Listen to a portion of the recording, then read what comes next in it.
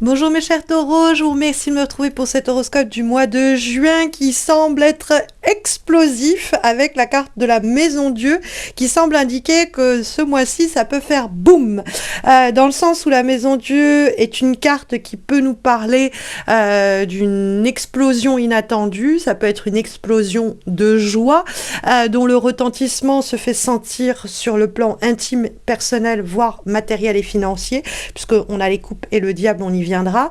Mais c'est vrai que la carte de la Maison Dieu, ça peut être un événement inattendu qui vient changer la donne, secouer les choses. Ça peut être quelque chose que l'on découvre, quelque chose que l'on apprend et qui peut aussi nous laisser un petit peu éberluer la bouche bée parce que la Maison Dieu, c'est souvent une sorte de ou de prise de conscience soudaine, sorte d'épiphanie, ou ça peut être une sorte de prise de conscience parce qu'en fait on comprend ce que l'on nous a caché ou on découvre ce qui était jusqu'alors occulté. Alors ce qui nous a été caché n'est pas forcément négatif, hein.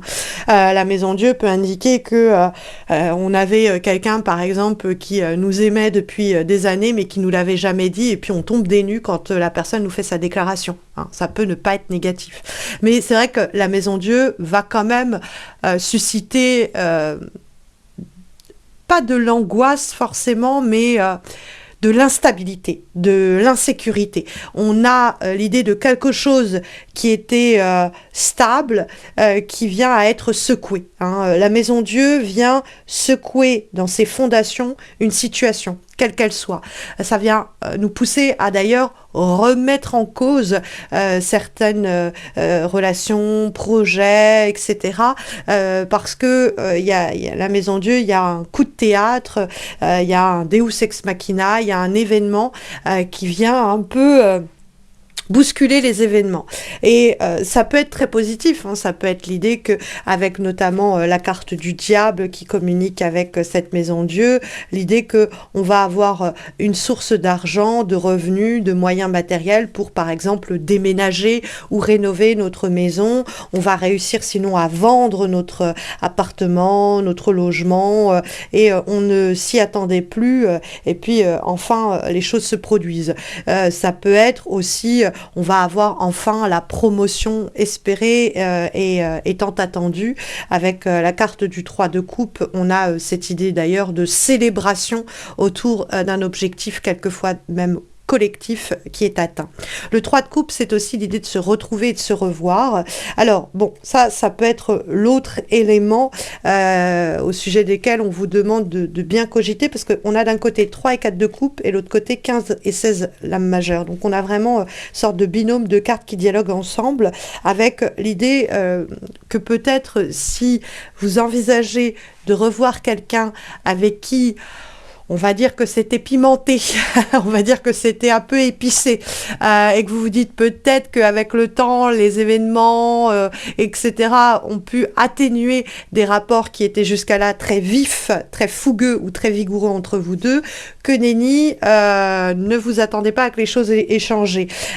Donc si jamais, avec le 3 de coupe, vous êtes tenté de revoir quelqu'un qui est en couple ou revoir quelqu'un alors que vous êtes en couple, faites attention, le désir est toujours présent et ça pourrait déboucher sur peut-être un moment d'intimité que vous pourriez éventuellement venir ensuite par regretter, mais prenez le temps, 4 de coupe, de bien réfléchir avant de vous lancer dans une situation éventuellement triangulaire, hein. Le 3 de coupe, comme le diable peut l'indiquer, parce que c'est très sulfureux et une fois que vous avez mis le doigt dedans, vous êtes happé par cela, hein. Le diable nous parle de quelque chose qui nous consume de l'intérieur, quelque chose d'animal, de viscéral, d'instinctif, et qu'on a du mal à maîtriser.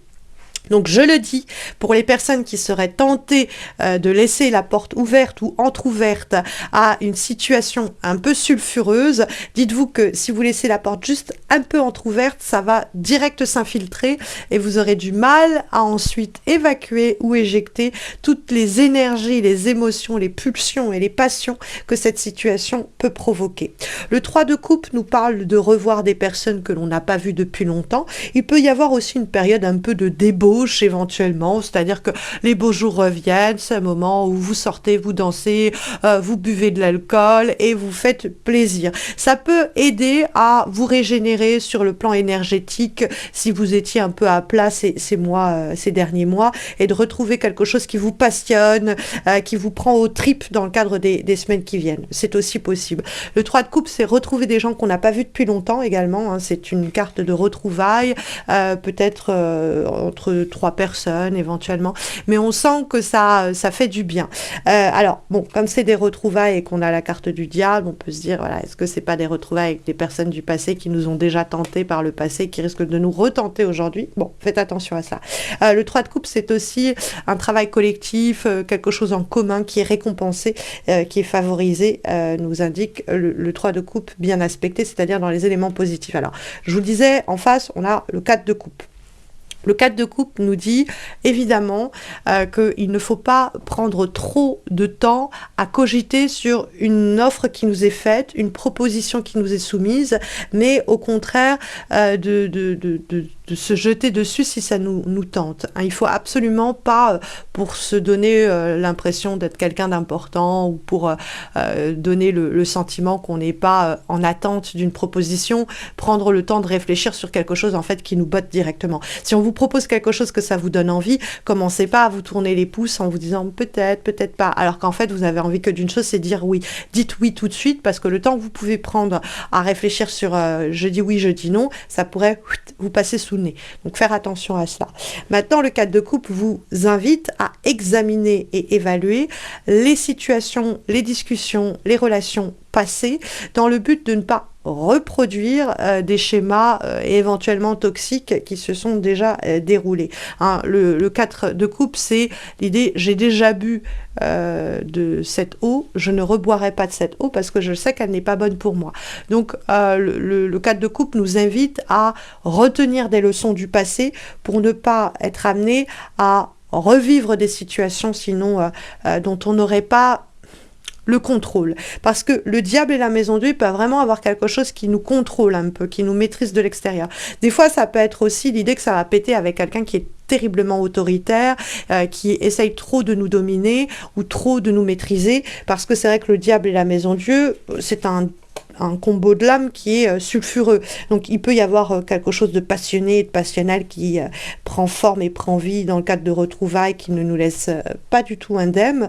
Et puis c'est vraiment un feu d'artifice, dirons-nous.